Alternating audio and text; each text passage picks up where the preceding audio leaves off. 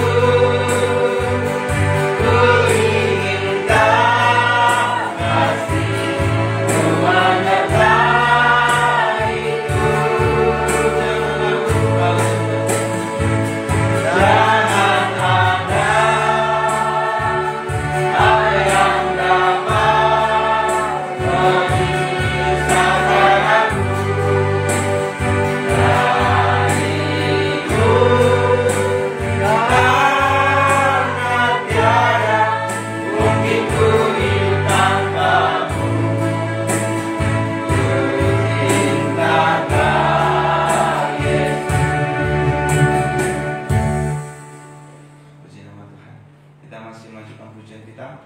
Mari saya undang sedang jemaat bangkit berdiri. Kita naikkan pujian sukacita kita. Kita naikkan pujian kita dan nyanyian Romawi 17.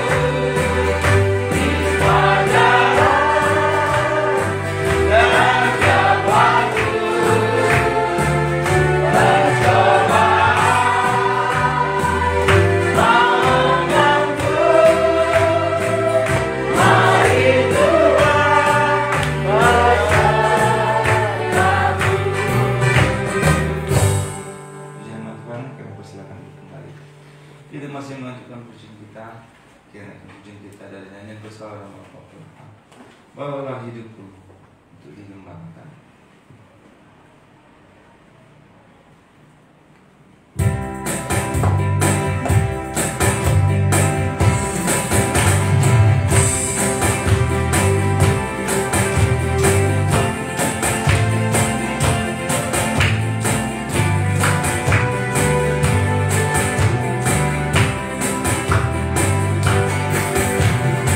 Antara dunia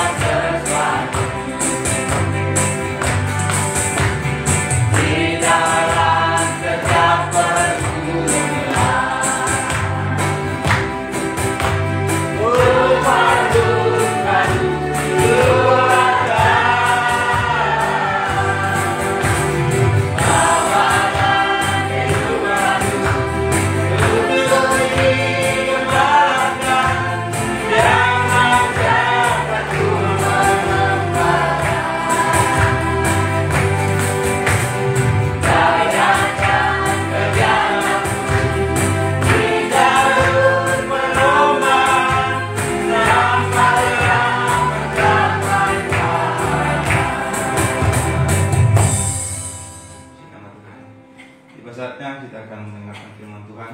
Kembali saya undang sedang semua bangkit berdiri. Kita persiapkan hati kita mau mendengarkan firman Tuhan.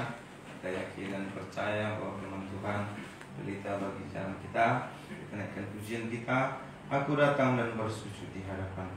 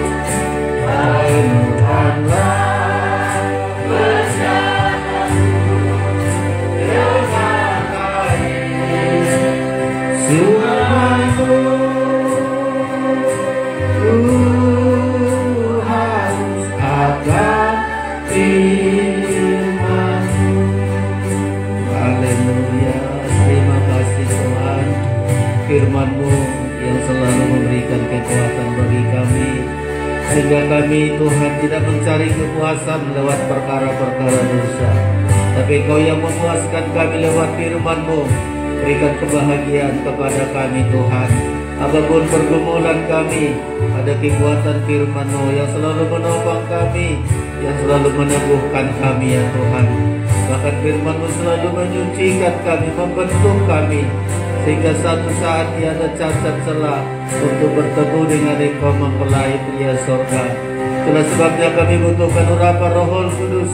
Urapi kami Tuhan, sehingga kami mengerti, kami percaya, sampai firman-Mu menjadi praktek atas kehidupan kami. Terima kasih, sukacita sorga ada bagi kami pada malam hari ini, dan hadirat Tuhan ada di tengah-tengah kami. Engkau layak kami puji, Engkau layak kami sembah, dan Engkaulah Tuhan yang membukakan rahasia firman-Mu.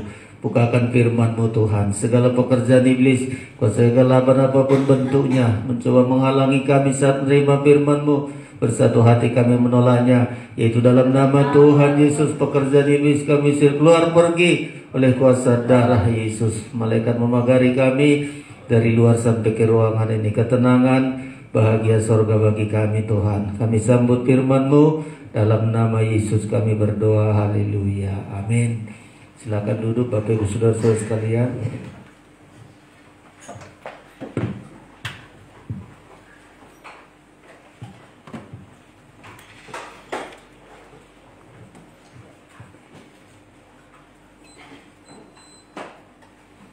Puji Tuhan, kita bersyukur buat anugerah Tuhan bagi kita semua. Saudara-saudara, Tuhan berikan bagi kita tubuh yang sehat. Tuhan berikan bagi kita kesehatan, sehingga pada malam hari ini dengan segala pertolongan Tuhan kita bisa hadir, kita bisa datang untuk memuji Tuhan, menyembah Tuhan, terlebih untuk menerima firman pengajaran yang selalu merupakan kebutuhan utama kita, saudara-saudara sekalian. Puji Tuhan, sebelum menyampaikan firman Allah, kami menyampaikan salam sejahtera bagi kita semua. Salam. Iya, Tuhan memberkati kita, saudara-saudara. Kita sudah menekuni firman pengajaran secara berkesinambungan, saudara-saudara. Di hari-hari yang lalu, bagaimana kita menjadi milik kesayangan Tuhan, harta kesayangan Tuhan, saudara-saudara. Dan tema kita untuk beberapa kali kebaktian ke depan, pentingnya kita menemukan langit terbuka, saudara-saudara. Ya, langit terbuka, supaya melalui langit terbuka kita menerima berkat-berkat Tuhan yang sangat luar biasa. Bukan hanya perkara-perkara jasmani, terlebih adalah perkara-perkara rohani, saudara-saudara. Untuk mendapat langit terbuka nggak mampu kekuatan ekonomi kita, kepandaian kita, harta kita, nggak mampu untuk membuka, untuk bagaimana cara membuka langit itu, saudara-saudara. Langit terbuka itu berbicara mengenai kerajaan sorga yang dibukakan bagi kita, saudara-saudara. Dan kalau langit itu terbuka, segalanya akan dilengkapi bagi kita, bahkan kita dibawa untuk masuk di dalamnya, saudara-saudara sekalian. Dan ini sangat penting sekali kita pelajari, supaya kekristenan kita tidak hanya perkara-perkara dunia, saudara-saudara. Kalau kekristenan kita, iman kita hanya perkara dunia, suratan Korintus berkata kita adalah orang yang paling malang. Jadi menjadi orang percaya mengikut Tuhan bukan dunia ini sasarannya, tetapi bisa melihat langit terbuka sampai satu saat kita dibawa masuk, saudara-saudara, ke awan-awan untuk masuk pesta nikah anak domba Allah dan bertemu dengan Tuhan, saudara-saudara. Makanya saya selalu bergumul karena pentingnya para hamba Tuhan membawa sidang jemaat melihat perkara-perkara rohani, melihat perkara-perkara di atas, bukan perkara di bumi ini saja, saudara-saudara. Tentu perkara di atas itu adalah ketika kita melihat langit terbuka, saudara-saudara. Jangan sampai kekristenan kita hanya perkara dunia ini, tapi kita bisa mencari dan memikirkan perkara-perkara di atas. Dan untuk itulah kita penting bergumul, ya, penting kita bergumul, saudara-saudara. Ketika kamu sudah dibangkitkan, Kolose pasal 3 dulu kita baca sedikit, mengawali supaya kita nanti bisa belajar bagaimana caranya supaya kita mampu melihat langit terbuka itu, saudara-saudara, ya. Ketika kita sudah dibangkitkan bersama dengan Kristus, coba kita baca dulu sedikit Kolose pasal 3, ya, ayat 1 sampai dengan ayat yang keempat. Kalau sudah menemukan, kita baca bersama Kolose 3 1 sampai 4, 1 2 3. Karena itu, kalau kamu dibangkitkan bersama dengan Kristus, carilah perkara yang di atas, di mana Kristus ada, duduk di sebelah kanan Allah. Pikirkanlah perkara yang di atas, bukan yang di bumi, sebab kamu telah mati dan hidupmu tersembunyi bersama dengan Kristus di dalam Allah. 4. Apabila Kristus yang adalah hidup kita menyatakan diri kelak, kamu pun akan menyatakan diri bersama dengan Dia dalam kemuliaan. Jadi memikirkan perkara di atas, langit terbuka ini sangat menentukan, saudara-saudara. Sampai satu saat ketika Kristus datang menyatakan dirinya, Dia ada di awan-awan, kita juga akan menikmati kemuliaan bersama dengan Kristus. Ya, makanya penting kita belajar gimana caranya, gimana sikap kita, apa tindakan kita, supaya kita bisa mulai dari melihat langit terbuka, merasakan hal-hal yang dicurahkan dari sorga, dari langit terbuka itu, sampai satu saat kita dibawa terangkat, saudara-saudara, untuk bertemu dengan Kristus. Nah, inilah yang sedang selalu kita pikirkan, saudara-saudara, sehingga kalau sudah kita melihat langit terbuka, nggak terpengaruh iman kita lewat perkara apapun di bumi ini, ya. Kesibukan apapun, kekhawatiran apapun nggak terpengaruh, saudara-saudara, ya. Karena kita melihat langit terbuka ini harus menjadi kebutuhan kita, saudara-saudara, ya. Untuk ke depan ada 3 cara kita untuk melihat langit terbuka, saudara-saudara, ya. Ada 3 hal ini. Kalau kita tidak melakukan 3 hal ini, iman kita hanya perkara bumi, nggak mampu kita melihat perkara di atas.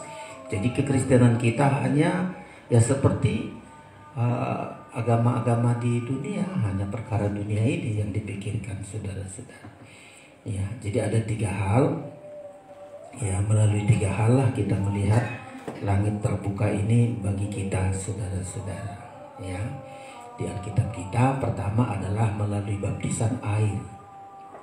Ya, ketika kita mengikuti baptisan seperti baptisan Kristus, ketika Kristus sudah dibaptiskan, baru melihat langit terbuka.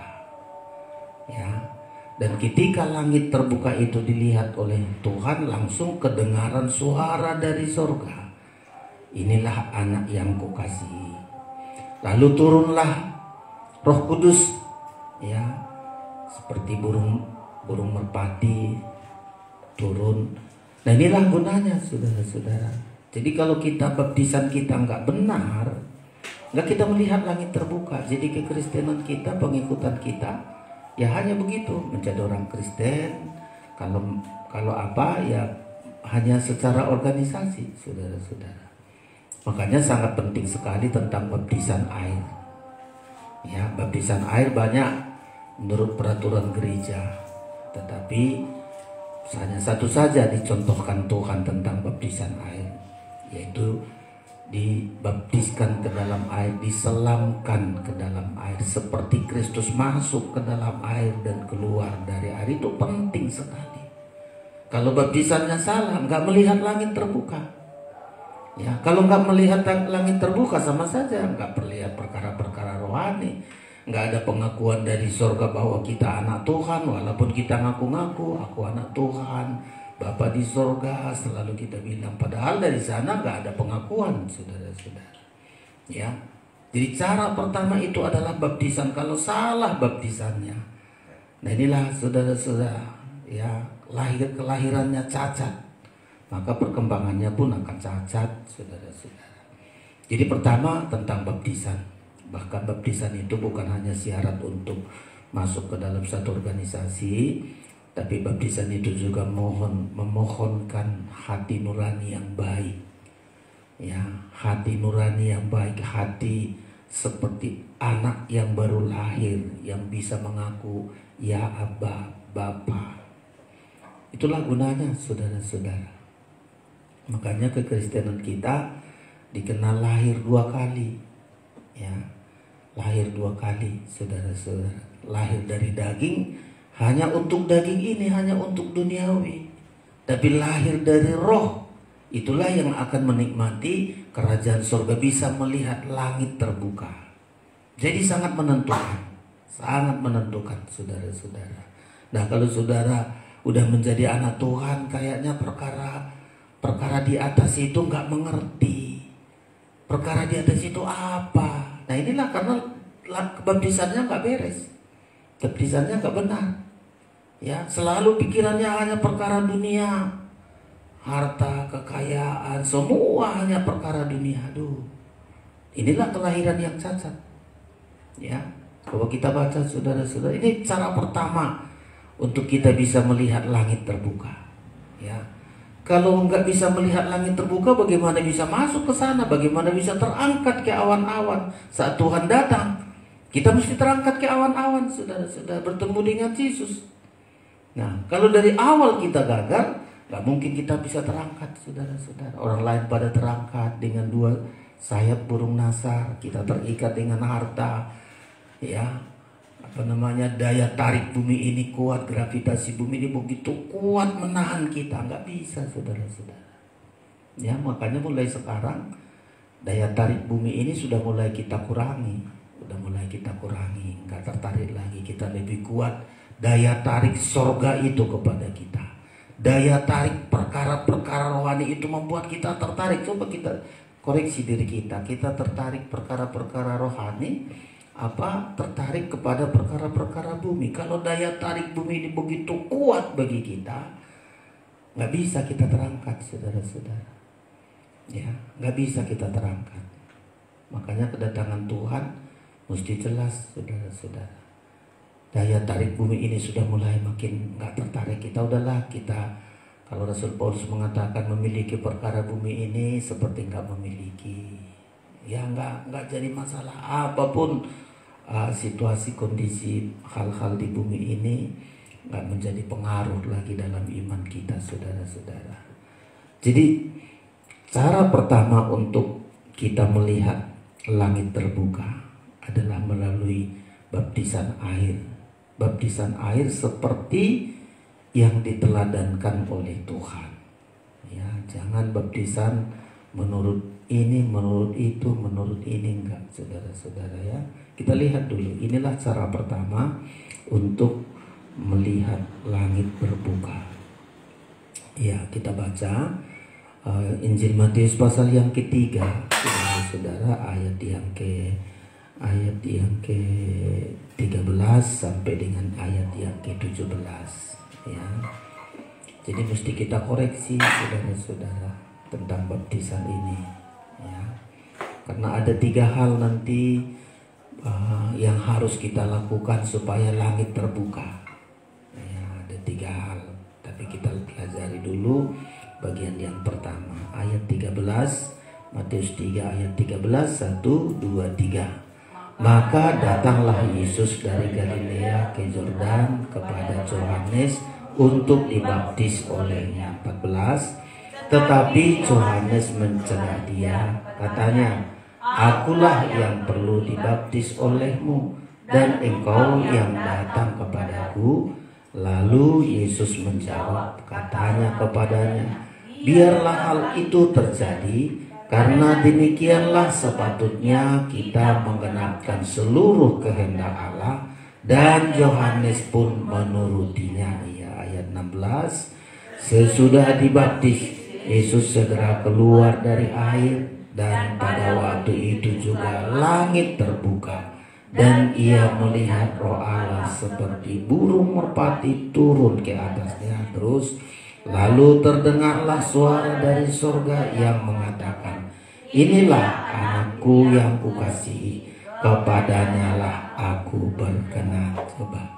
Nah, inilah saudara-saudara langit terbuka. Ya, kalau langit terbuka ada sesuatu yang dilihat dan ada sesuatu yang didengar. Yang dilihat turun Roh Kudus seperti merpati dalam dunia. Didengar ada suara berkata, inilah anak yang kukasihi. Nah, ini suara dari langit, saudara-saudara. Suara dari surga. Ya. Nah, gimana caranya untuk kita mendengar dan kita melihat hal ini? Jawabannya adalah dibaptis seperti baptisan Tuhan Yesus. Ya, baptisan Tuhan Yesus. Ada sekarang bermacam-macam cara baptisan, ya, di gereja-gereja bermacam cara baptisan. Ada yang cuma dipercik saja, saudara-saudara. Ada yang bermacam-macam lagi. Ada bermacam-macam sekarang, saudara-saudara. Ya, tapi satu saja diteladankan oleh Tuhan Yesus, yaitu masuk ke dalam air, diselamkan ke dalam air dan keluar dari air. Jadi baptisan ini, saudara-saudara, adalah cara kita untuk melihat langit terbuka dan mendengar suara. Saudara-saudara, kita diakui sebagai anak yang dikasihi oleh Allah. Tentu syarat dibaptis itu ada prosesnya, ada syaratnya, nggak gampang saja saudara-saudara. Ya, seringkali kami para hamba Tuhan baptisan itu hanya merupakan syarat. Ya, kalau mau sekolah ini baptis, kalau mau menikah dibaptis dan seterusnya. Kalau itu saja, saudara-saudara nggak menikmati prosesnya. Ya, jadi harus ada prosesnya. Seperti beberapa hari ke depan ada beberapa saudara kita dibaptis tanggal 9 dibaptis, ada hari libur di situ, hari Sabtu tanggal 9 bulan 10 itu kalau tidak salah, hari Sabtu mendatang saudara-saudara. Ya, dibaptis, dan orang yang dibaptis itu sampai merasakan bagaimana langit terbuka. Ya, jadi nggak hanya persyaratan gereja supaya menjadi anggota gereja dibaptis langga, supaya kita bisa melihat langit terbuka dan mendengar sesuatu dari langit, mendengar sesuatu dari sorga, sampai ada pernyataan dari sorga. Nah, itulah pentingnya baptisan. Ya, jadi proses untuk mendapat baptisan mulai dari percaya kepada Yesus. Ya, percaya kepada Yesus, percaya kepada Yesus satu-satunya juru selamat dalam hidupnya. Jadi nggak banyak juru selamat, hanya Yesus. Ya, satu-satunya juru selamat, nggak ada Allah lain, nggak ada berhala, nggak ada kepercayaan, hanya Yesus satu-satunya juru selamat dalam hidupnya. Itu syarat pertama. Jadi nggak boleh ada berhala, percaya ini, percaya itu, nggak boleh. Hanya percaya kepada Yesus saja. Nah, makanya ditengok dulu, kalau masih ada berhalanya, percaya sana, jangan dibaptis. Nanti merugikan diri sendiri. Ya, jadi saya kalau bertanya tentang baptisan, masih ada berhalamu, ya, okultisme, berhala, percaya lain, kalau enggak, nah itu persyaratan pertama. Percaya kepada Yesus, karena hanya Yesuslah yang bisa menyelamatkan. Di bumi ini hanya nama Yesuslah yang bisa menyelamatkan manusia. Ya, hanya Dia juru selamat, Kisah Rasul berkata, saudara-saudara.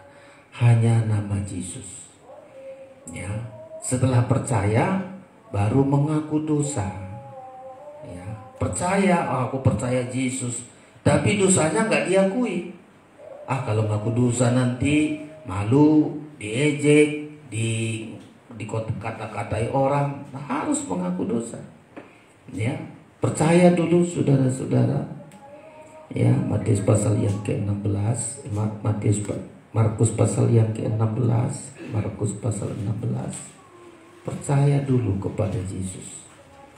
Ya. Makanya syarat baptisan percaya. Kenapa anak-anak nggak dibaptis? Karena anak-anak nggak mengerti tentang percaya atau tidak. Bayi ditanya, "Engkau percaya?" Nggak tahu, paling nangis. Nah, ini nggak layak dibaptis.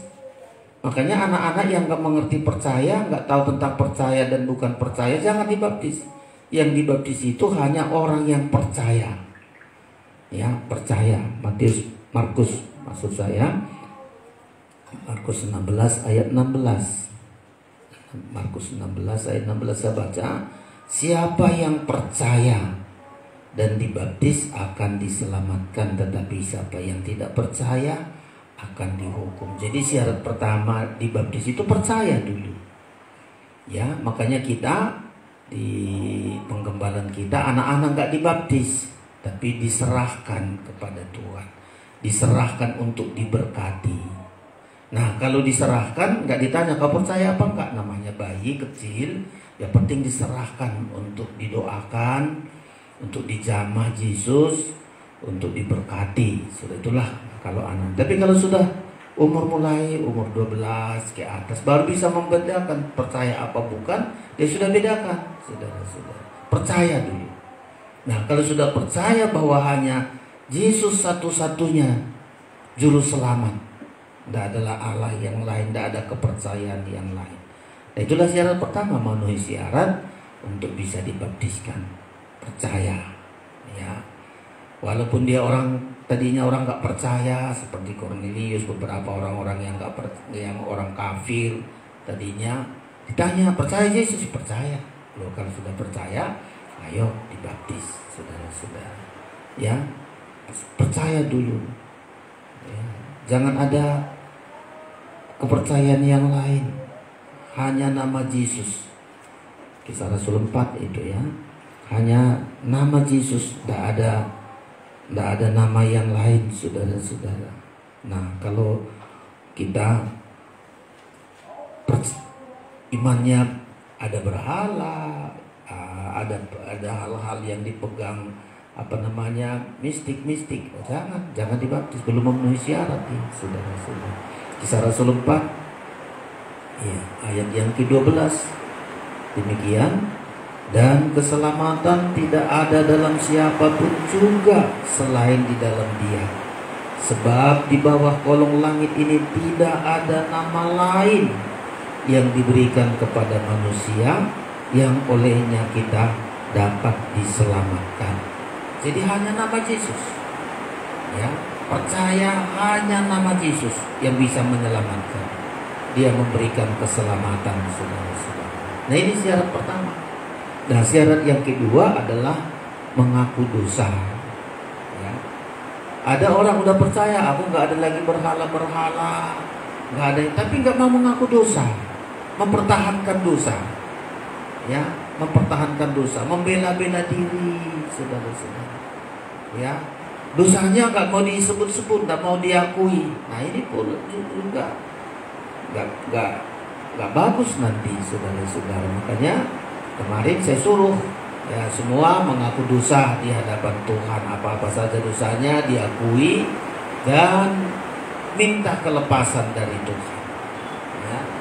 Matius pasal yang ke-6. Matius pasal 6 ini syarat supaya kita masuk baptisan yang benar, dan kalau benar baptisannya pasti melihat langit terbuka, saudara-saudara. Ya. Matius pasal yang ke-6 saya baca ayat 5 dan 6. Ya. Matius pasal yang mereka mengaku dosa, saudara-saudara. Ya. Kalau nggak mengaku dosa, ya kapak sudah tersedia. Pasal yang ketiga. Ya, pasal yang ketiga, saudara-saudara. Ayat yang ke-6. Matius 3 ayat 6. Ya. Lalu sambil mengaku dosanya, mereka dibaptis oleh Yohanes di Sungai Yordan. Jadi mengaku dosa. Ya. Ada orang-orang Farisi tidak mau mengaku dosa. Yohanes baptiskan saya. Mereka berduyun-duyun, ayo baptiskan supaya saya nggak dihukum. Tapi orang-orang ini nggak mau mengaku dosa. Ya. Yohanes bilang, kalau kalian tidak mau mengaku dosa, mempertahankan dosa, kapak sudah sedia dan pohon itu akan ditebang dan dibuang ke dalam api, saudara-saudara. Jadi syarat yang kedua adalah mengaku dosa. Ya, dosa-dosa diakui. Kenapa penting dosa diakui? Dosa yang kalau dosanya sudah diakui, kuasa dosa sudah mati. Jadi mematikan kuasa dosa adalah diakui. Ya, jadi kemarin saya suruh catat dosanya, minta ampun sama Tuhan, lalu nanti kita bakar, dibuang, ya, dan tidak diulang-ulangi lagi dosanya. Mengaku dosa, saudara-saudara, penting sekali. Karena ada orang mau dibaptis sedikit pun tidak mau mengaku dosa. Pertahankan dosa, menyembunyikan dosa. Nah, ini membuat dosanya bertimbun-timbun sampai ke langit. Ini justru bahaya. Sudah dibaptis tapi dosanya nggak pernah tuntas diakui. Dosanya akan terus tumbuh. Ya, ke gereja terus tapi dosanya terus berkembang.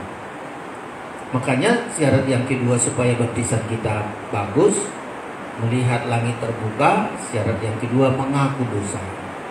Dan itu sudah menjadi kebiasaan bagi kita. Ada dosa, segera mengaku dosa.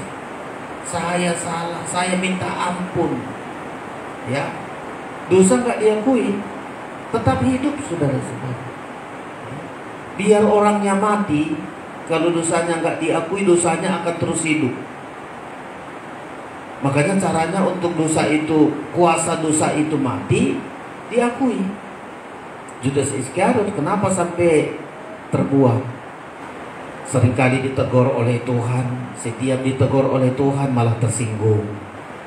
Ya, ditegur oleh Tuhan malah nggak mau mengaku, melemparkan, bukan aku Tuhan, bukan aku. Ya, terus demikian saudara-saudara. Setiap ditegur Tuhan tersinggung, sakit hati. Ya, hanya satu dibilang Tuhan waktu seorang perempuan meminyaki kaki Tuhan Yesus, sedikit aja dibilang Tuhan, karena Judas Iskariot mengkritik, kenapa minyak narwastus yang mahal begitu ditumpahkan di kaki Yesus. Lebih baik dikasih kepada orang miskin. Itu perkataan Judas Iskariot. Tapi Tuhan bilang, Dia akan menyediakan untuk persediaan untuk penguburan. Orang miskin selalu ada banyak bagimu. Oh, tersinggung dia, saudara-saudara. Tersinggung dia.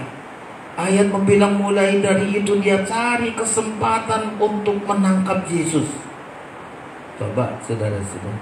Padahal gampang sekali tadi kalau Tuhan bilang untuk persiapan untuk penguburan, sudah Tuhan terima kasih, dia serahkan. Tapi dia mau sakit hati terus. Saat bahkan perjamuan, Tuhan bilang ada salah seorang dari kalian nanti akan menyerahkan anak manusia. Ya, Judas Iskariot bilang, bukan aku kan Tuhan, bukan aku. Ya, akhirnya terhilang saudara-saudara. Jabatannya beralih kepada orang lain, dia mati terhina, ya, bunuh diri, saudara-saudara. Jadi penting. Jadi syarat yang kedua untuk masuk dalam baptisan air adalah mengaku dosa. Tadi sudah saya baca Matius pasal yang ketiga. Ya, orang ini ayat 5 mulai saya baca ya. Maka datanglah kepadanya penduduk dari Yerusalem, dari seluruh Judea dan dari seluruh daerah sekitar Yordan. Lalu sambil mengaku dosanya mereka dibaptis oleh Yohanes di sungai Yordan. Tapi ada orang yang gak mau mengaku dosa, ayat yang ke-7. Tetapi waktu ia melihat banyak orang Farisi dan orang Saduki datang untuk dibaptis. Nah, ini orang Saduki ini gak mau mengaku dosa, tapi merasa paling benar, merasa paling baik, merasa paling rohani, ya, datang untuk dibaptis. Berkatalah ia kepada mereka, hai kamu keturunan ular beludak, siapakah yang akan mengatakan kepadamu bahwa kamu dapat melarikan diri dari murka yang akan datang? 8. Jadi hasilkanlah buah yang sesuai dengan pertobatan. 9. Dan janganlah mengira bahwa kamu dapat berkata dalam hatimu, Abraham adalah bapa kami. Karena aku berkata kepadamu, Allah dapat menjadikan anak-anak bagi Abraham dari batu-batu ini. 10. Kapak sudah tersedia pada pohon, dan setiap pohon yang tidak menghasilkan buah yang baik pasti ditebang dan dibuang ke dalam api. 11. Aku membaptis kamu dengan air sebagai tanda pertobatan. Jadi ada tanda pertobatan. Tetapi ia datang kemudian daripadaku lebih berkuasa daripadaku, dan aku tidak layak melepaskan kasutnya. Ia akan membaptiskan kamu dengan Roh Kudus dan dengan api. Jadi saudara-saudara, 3 syarat supaya kita dibaptis dengan baptisan yang benar. Pertama, percaya kepada Yesuslah satu-satunya juru selamat. Yang kedua, mengaku dosa. Ya, mengaku dosa saudara-saudara. Setelah itu bertobat. Jadi dosa sudah diakui, tinggalkan, ya, bertobat, lalu datang kepada Tuhan Yesus. Itulah arti bertobat. Dosa yang sudah diakui jangan diulang-ulangi lagi. Dosa yang sudah diakui ditinggalkan, dan dia datang kepada Tuhan Yesus. Itulah bertobat, berbalik, datang kepada Tuhan Yesus. Dan itulah saudara-saudara syarat untuk kita mendapat baptisan, dibaptis seperti yang diteladankan oleh Tuhan Yesus. Dan prakteknya harus diselamkan ke dalam air. Ya, diselamkan ke dalam air. Ya, seperti Tuhan Yesus, saudara-saudara. Nah, kalau baptisan kita benar seperti yang diteladankan Tuhan Yesus, dua hal yang kita lihat, saudara-saudara, dari langit terbuka. Langit terbuka, pertama, supaya kita diakui sebagai anak yang dikasihi oleh Tuhan. Ini pengakuan ini nggak bisa cara yang lain, saudara-saudara. Pengakuan ini nggak bisa cara yang lain. Cara baptisan lah ada pengakuan itu. Ya, balik kita ke Injil Matius pasal 3 tadi, saudara-saudara ya. Gak ada cara lain untuk kita mendapat pengakuan sebagai anak yang dikasihi, sebagai anak Tuhan. Ya, saya ulangi ayat 16 sampai dengan ayat yang ke-17. Matius pasal 3, 16 dan 17. Sesudah dibaptis, Yesus segera keluar dari air, dan pada waktu itu juga langit terbuka, dan ia melihat Roh Allah seperti burung merpati turun ke atasnya. 17. Lalu terdengarlah suara dari sorga yang mengatakan, inilah anakku yang kukasihi, kepadanya lah aku berkenan. Itu dari sorga pengakuan. Kalau nggak dibaptis sesuai dengan firman, nggak ada pengakuan itu, saudara-saudara. Kita hanya ngaku-ngaku, ya. Tapi untuk ada pengakuan, terdengar suara dari surga, kita anak yang dikasihi oleh Tuhan, kita anak-anak Tuhan, yaitu melalui baptisan. Ya. Yang kedua adalah ayat yang ke-16 itu, dan ia melihat Roh Allah seperti burung merpati turun ke atasnya. Ya, ada Roh Kudus. Makanya di Injil Yohanes yang dipertanyakan oleh Nikodemus, kalau nggak dibaptis, nggak akan dapat itu, sudah nggak lahir sebagai anak Allah. Harus dibaptis. Ya, kalau nggak dibaptis, nggak lahir dua kali, nggak ada Roh Allah dalam hidupnya, nggak melihat kerajaan surga, nggak melihat langit terbuka, sama saja. Coba kita lihat. Jadi dua saksi ini, baik yang dipertanyakan oleh Nikodemus, saudara-saudara, lewat baptisan air. Kalau nggak lewat baptisan air, nggak bisa melihat kerajaan surga. Itu sama dengan nggak bisa melihat langit terbuka. Ya, jadi sangat penting, saudara-saudara. Coba saya baca ya, pertanyaan Nikodemus, saudara-saudara. Ini seorang Farisi, guru, tetapi bertanya tentang keselamatan. Ya.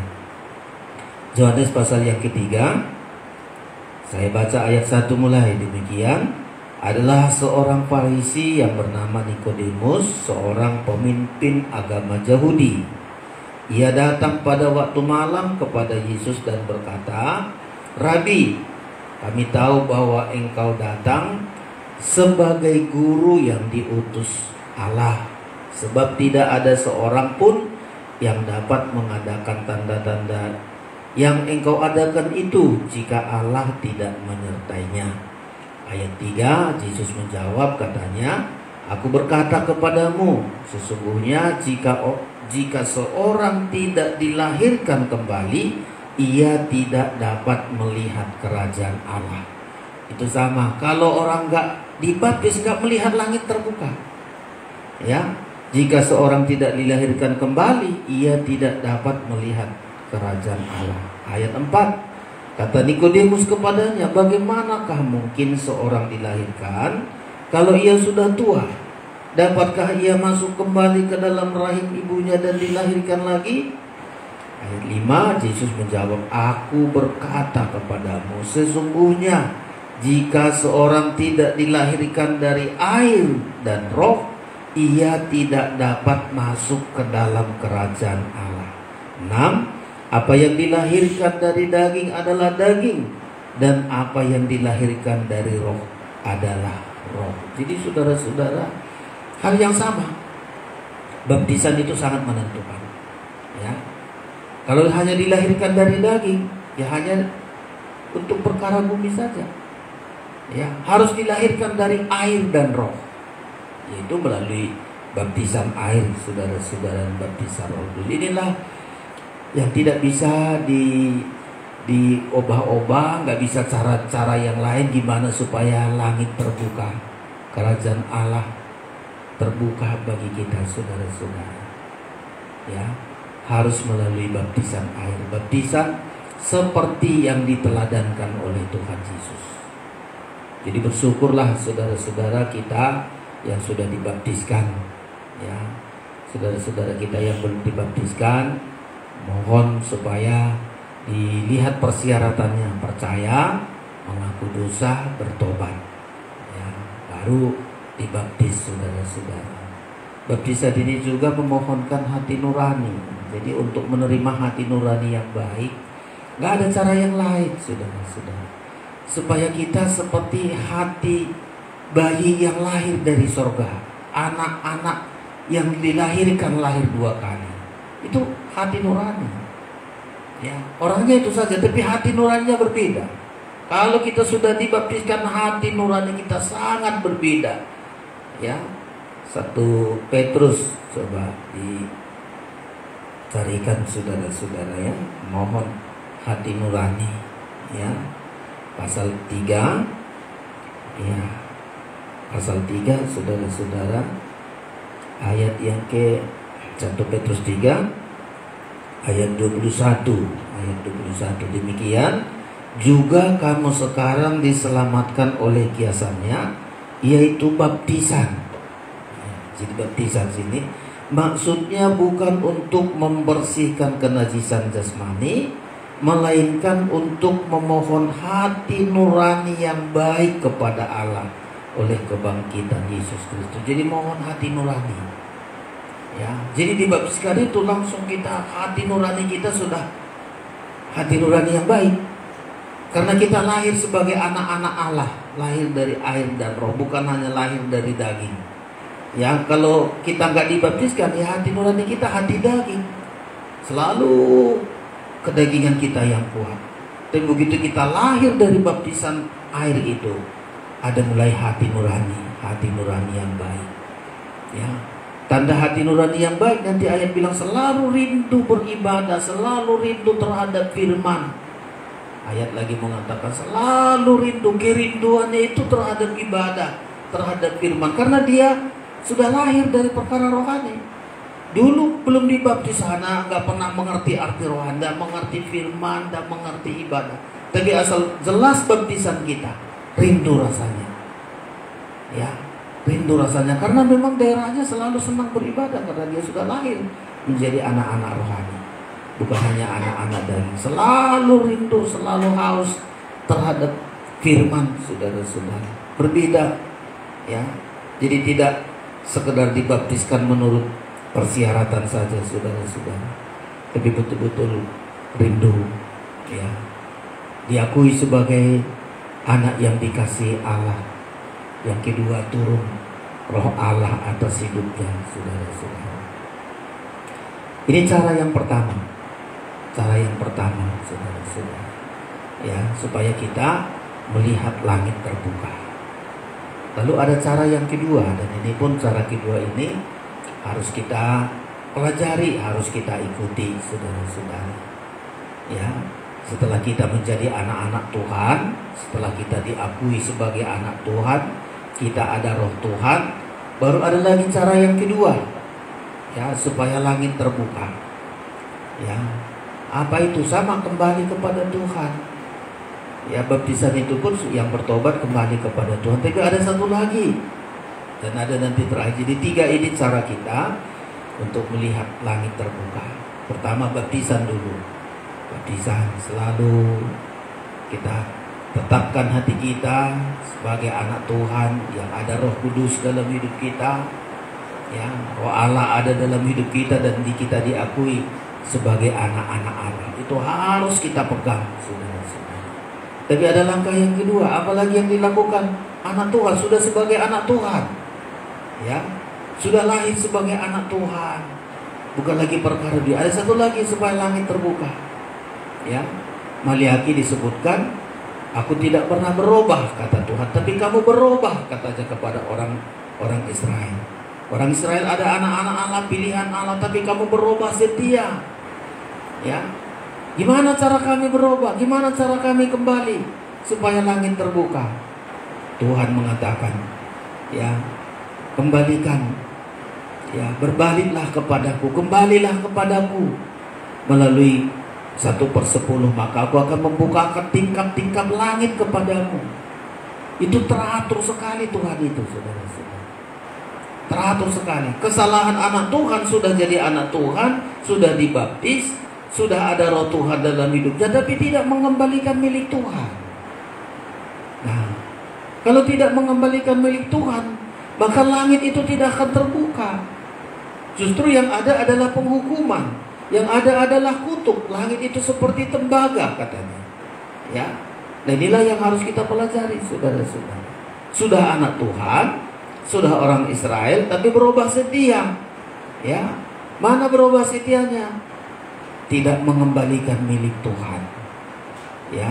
Makanya syarat yang kedua untuk membuka tingkap langit, saudara-saudara, adalah Maleakhi pasal yang ketiga. Dan seringkali orang bilang, Maleakhi ini perjanjian lama, ya. Bahkan sekarang saya melihat di sosial media sudah banyak para hamba Tuhan juga, ya, sarjana-sarjana teologi sudah mulai dikemas. Perpuluhan itu zaman dulu itu, katanya zaman gereja nggak begitu lagi. Coba saudara-saudara, ya, karena nggak mengerti firman, ya, nggak mengerti kebenaran firman. Langit terbuka, ya. Tadi melalui baptisan, sekarang melalui kembali kepada Tuhan lewat mengembalikan 1/10. Ini jangan diringankan, saudara-saudara. Ya, yang kita baca ini Maleakhi pasal yang ketiga di ayat sebelumnya. Umat Israel ini, anak-anak Tuhan ini, orang Israel ini sudah menyimpang dari ketetapan Tuhan, ya, menyimpang, saudara-saudara. Kita baca saja pasal 3 ayat yang ke-6, mulai 1, 2, 3. Bahwasanya aku Tuhan tidak berubah, dan kamu Bani Yakub tidak akan lenyap. Ini pernyataan Tuhan ini. Tuhan tidak berubah, Bani Yakub, ya, kekasih Tuhan, tidak akan lenyap. Tapi mereka menyimpang. Ayat 7 kita baca 1, 2, 3. Sejak zaman nenek moyangmu, kamu telah menyimpang dari ketetapanku dan tidak memeliharanya. Kembalilah kepadaku, maka aku akan kembali kepadamu. Firman Tuhan semesta alam. Tetapi kamu berkata, dengan cara bagaimanakah kami harus kembali? 8. Bolehkah manusia menipu Allah? Namun kamu menipu aku. Tetapi kamu berkata, dengan cara bagaimanakah kami menipu engkau?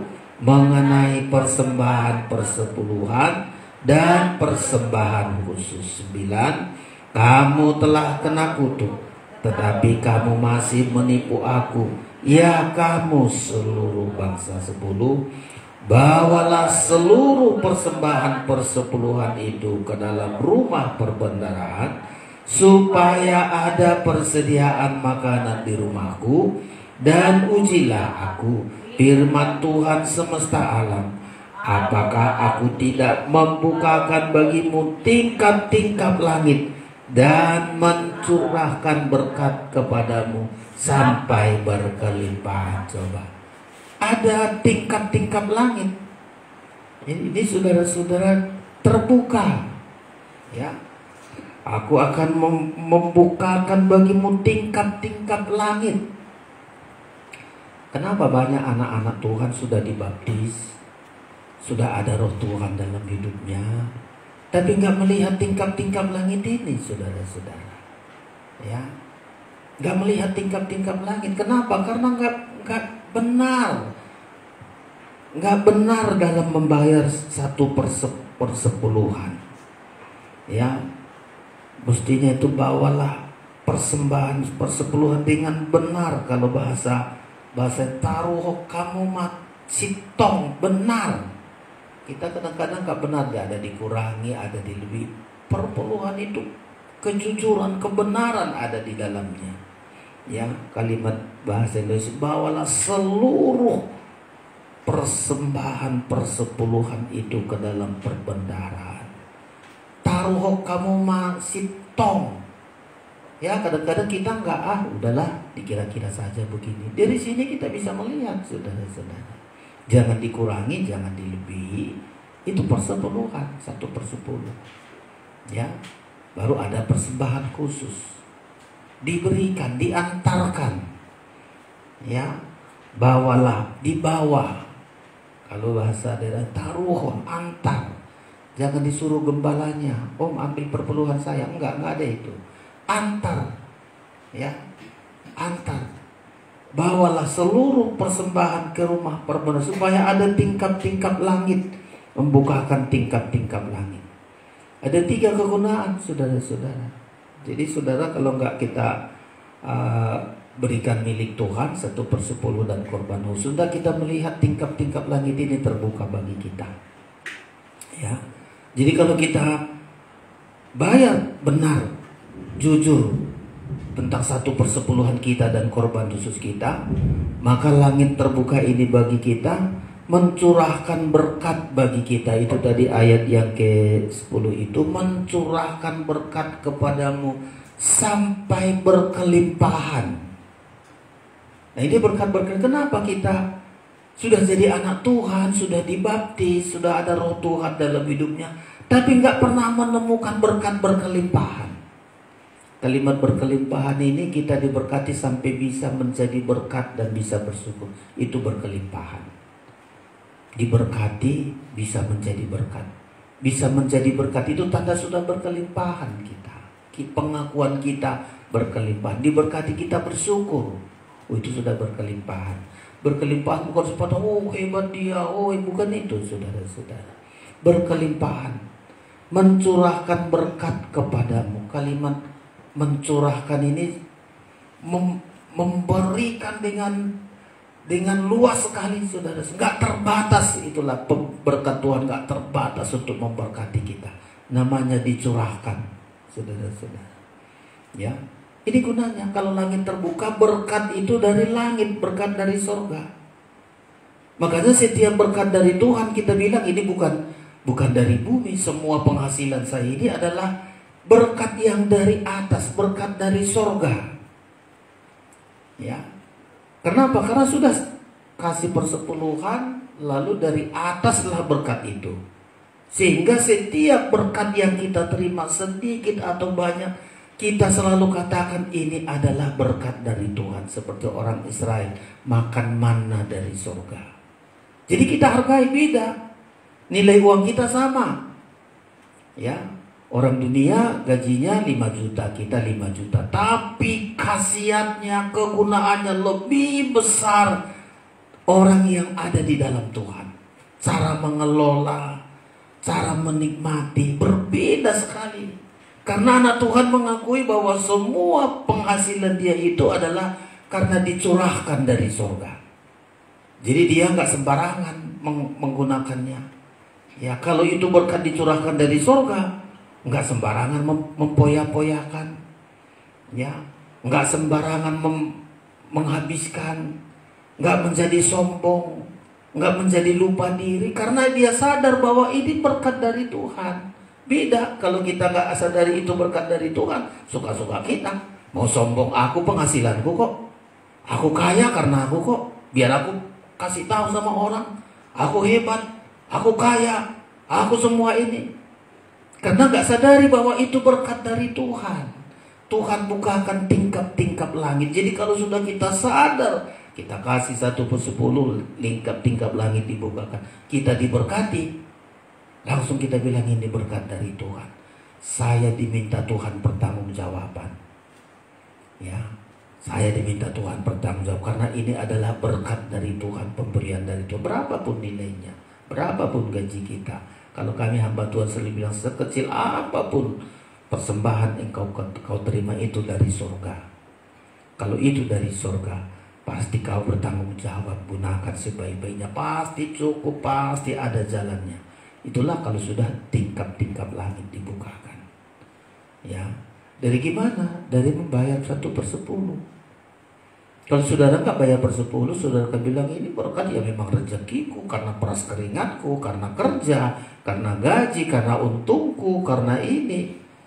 Lalu saudara nggak yakini bahwa itu adalah berkat dari surga. Ya, makanya yang pertama adalah Tuhan akan mencurahkan berkat kepada kita sampai berkelimpahan, gak habis-habisnya, gak habisnya berkat Tuhan itu. Semakin kita beri, semakin terus mengalir. Minggu yang lalu sudah saya sebutkan, semakin kita beri, kita terima, kita beri, mengalir, terus mengalir, ada kehidupan dalam hidup kita. Itulah tanda kelimpahan, saudara-saudara. Lalu apa lagi gunanya kalau kita bayar 1/10 yang mampu membuka tingkap langit itu, saudara-saudara? Yang kedua adalah Tuhan melindungi kita. Ya, Tuhan melindungi kita dari pelahap-pelahap. Ya, ini kalau kita nggak bayar 1/10, lebih banyak pelahapnya, saudara-saudara. Semua penghasilan kita dilahap oleh si pelahap ini. Makanya selalu kurang terus. Semua penghasilan kita dilahap semua. Orang yang gak mengembalikan 1/10, lebih banyak pelahapnya sampai gak bisa kita nikmati penghasilan kita. Nah, inilah hebatnya kalau gak jujur kita mengembalikan milik Tuhan. Saya selalu melihat beberapa peristiwa bagi jemaat, baik bahkan kami hamba Tuhan yang gak jujur 1/10, saudara-saudara, penghasilannya hanya untuk pelahap. Ya, gajinya sekian, habis dilahap. Dilahap sakit penyakit lah, dilahap si penipu lah, dilahap. Banyak ini pelahap-pelahap, saudara-saudara. Ya, tetapi kalau kita kasih 1/10 itu, Tuhan yang menghardik pelahap-pelahap itu. Bukan kita. Pelahap-pelahap itu dihardik dari sorga. Ya. Suara dari surga itu menghardiknya. Coba kita baca lagi ayat yang ke-11 dari Maliaki yang ketiga. Inilah gunanya tingkap langit dibuka. Tingkap langit dibuka bagi kita untuk mencurahkan berkat sampai kita bisa jadi berkat. Ya, terus mengalir berkatnya dari surga itu nggak berhenti-hentinya, saudara-saudara. Dan yang kedua, Tuhan menghardik. Ayat 11 ya, ayat 11.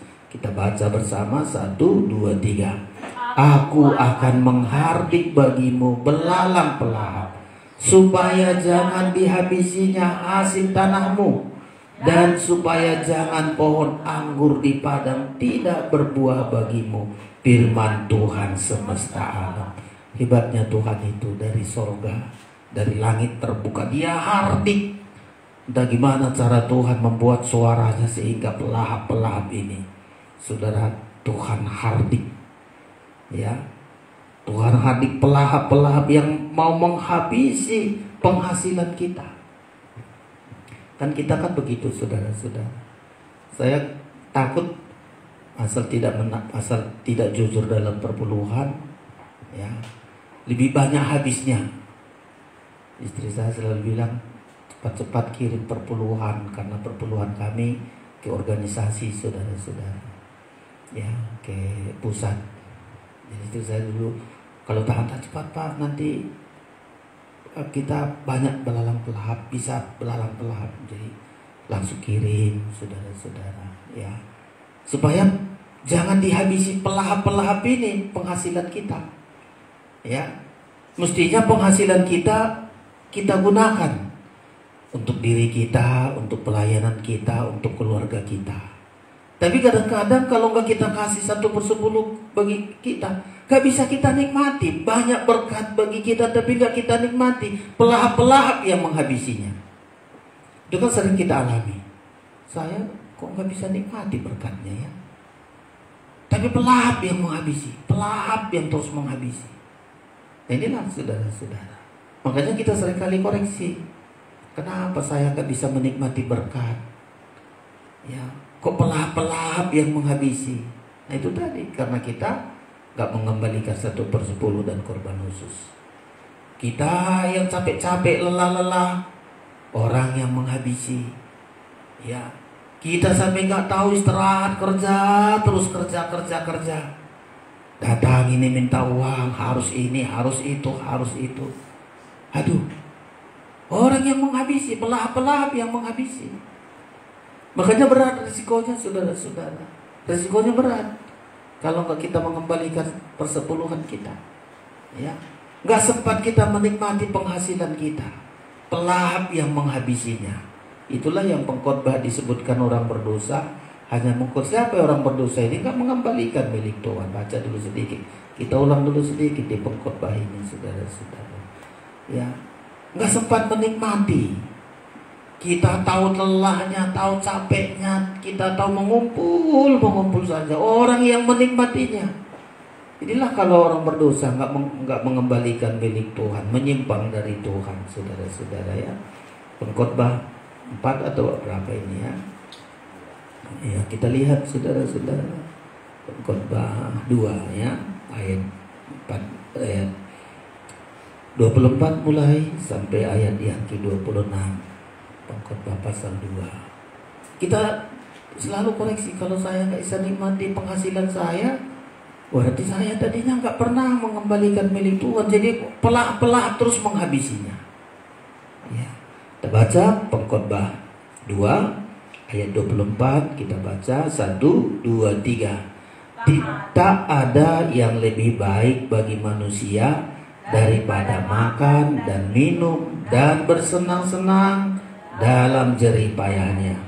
Aku menyadari bahwa ini pun dari tangan Allah. Coba, kalau kita benar di hadapan Tuhan, berkat kita bisa kita makan, bisa menikmati, bersenang-senang dalam kebenaran di dalam Tuhan.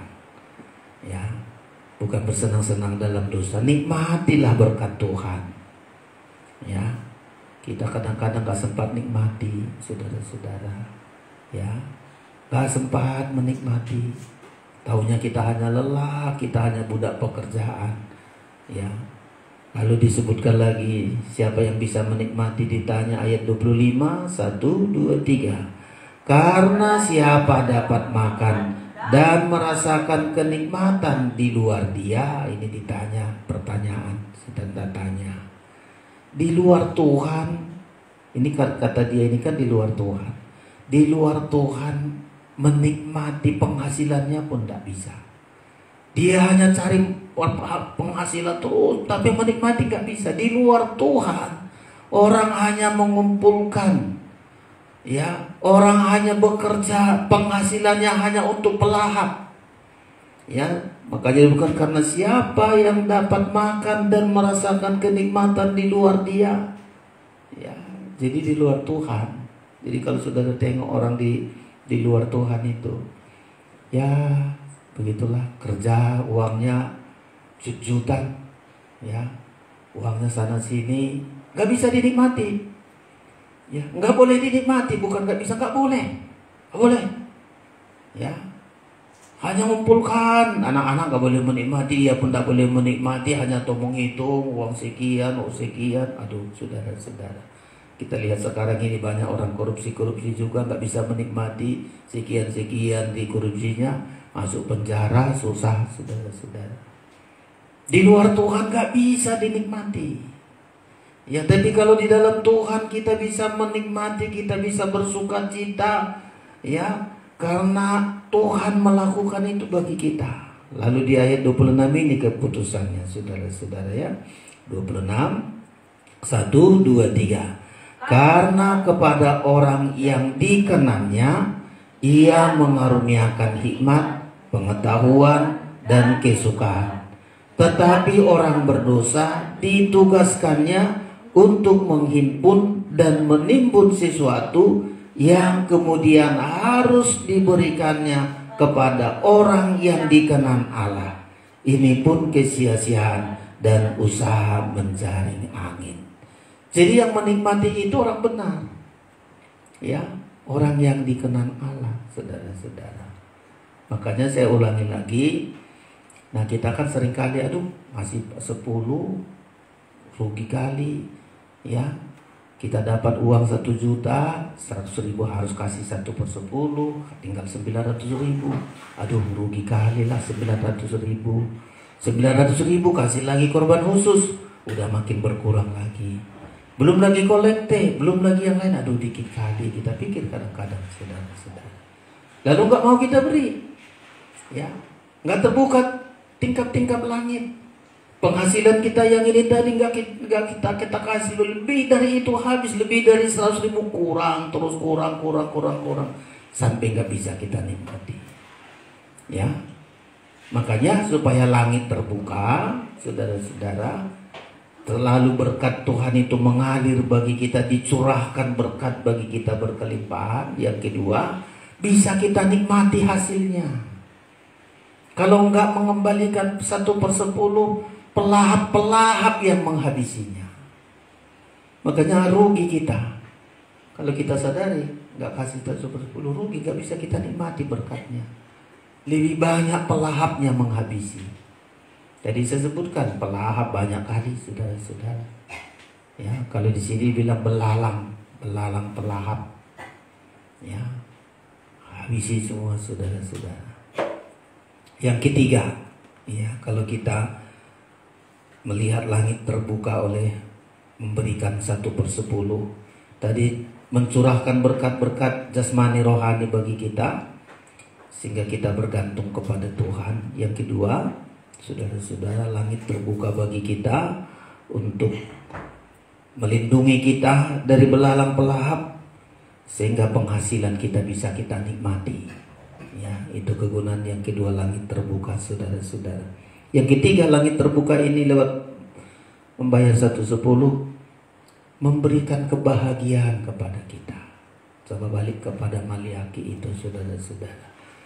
Sampai bukan hanya kita mengaku-mengaku, orang menengok kita, bahagia kali lah orang ini. Kita bahagia dan orang bisa menyaksikan. Bukan hanya kita menyaksikan, wah aku senang Pak, aku bahagia, enggak. Orang bisa menyaksikan, bahagia kali lah rumah tangga orang ini ya. Bahagia kali lah pribadi orang ini. Saudara, gak bisa ditemukan, gak bisa dicari kebahagiaan itu lewat cara apapun. Dari langit terbuka itulah itu. Ya, balik ke Maliaki tadi, saudara-saudara.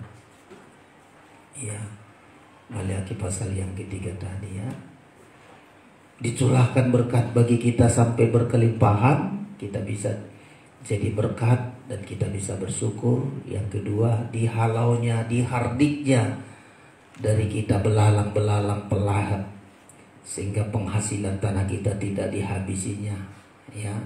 Lalu ayat yang ke-12 ini dari langit terbuka, saudara-saudara. Ayat 12 yang ketiga adalah maka segala bangsa akan menyebut kamu berbahagia.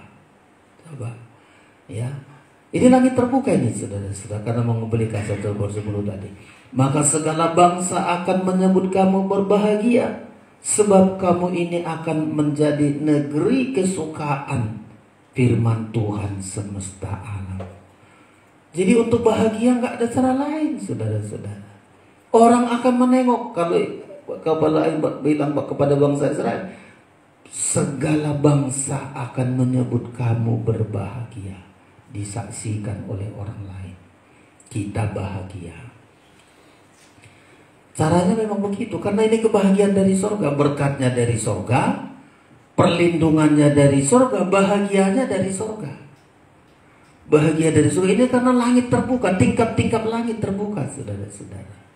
Ya, bahagia kita juga bahagia dari sorga. Ya, melebihi dari bahagia karena harta, karena semua di bumi ini melebihi kebahagiaan dari sorga. Semua bangsa, kalau bagi kita, orang akan menyaksikan bahagia kali dia ya. Gajinya berapa lah, tapi kok bahagia ya. Rumah tangganya akor-akor saja, anak-anaknya baik-baik saja. Aduh, bahagia. Dari mana ini? Mengembalikan 1/10 dan korban khusus yang membuka tingkap-tingkap langit. Dari tingkap langit inilah berkatnya dicurahkan bagi kita. tingkap langit inilah membuat perlindungan bagi kita supaya pelahap-pelahap itu disingkirkan. Dan tingkap langit inilah membuat kita, saudara-saudara, bahagia. Ya, bukan karena kebahagiaan ukuran dunia ini, kebahagiaan yang dari surga. Loh, kalau kebahagiaan dari surga kan berbeda, saudara-saudara. Ya, di Injil Matius itu kebahagiaan surga sangat luar biasa. Berbahagialah yang miskin di hadapan Allah. Udah miskin tapi di hadapan Allah, berbahagia. Banyak lagi kebahagiaan. Dianiaya tapi bahagia. Ya, difitnah tapi bahagia. Itulah bahagia surga. Ya. Kenapa ini? Karena curahan berkat tingkap-tingkap langit itu dibuka bagi kita, saudara-saudara.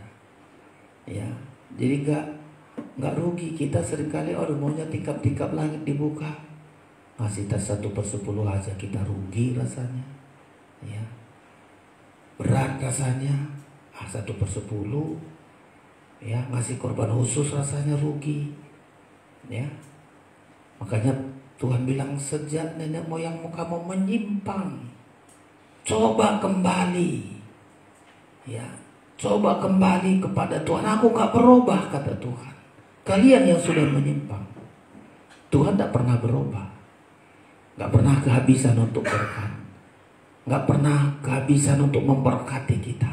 Kuasanya terus mampu melepaskan kita dari pelahap-pelahap.